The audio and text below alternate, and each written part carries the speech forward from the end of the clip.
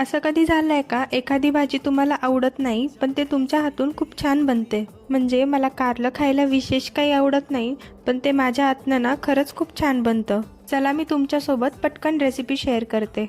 काय करायचं, पहिले कारले ना चाळणीत उकडून घ्यायचे. मग एका साईडला शेंगदाणे, खोबरं, लसूण, मीठ, मिरची, साखर आणि कांदा लसूण मसाला हे सगळं मिक्सरमध्ये वाटून त्यात कोथिंबीर आणि तेल टाकून नीट मिक्स करायचं.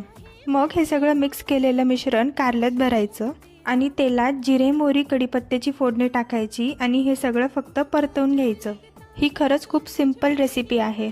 आणि इकडे कढी बनत होती, मग मी पटकन पोळ्या बनवून घेतल्या. आज असं विशेष काही नाही झालं, फक्त संध्याकाळी आम्ही ना गोळा खायला गेलो होतो. इतका मोठा गोळा बघून प्रश्न पडला संपेल की नाही, पण खरं सांगू का, याच्यापेक्षा जास्त ना तो काडीवाला गोळा खायला जास्त मजा येते.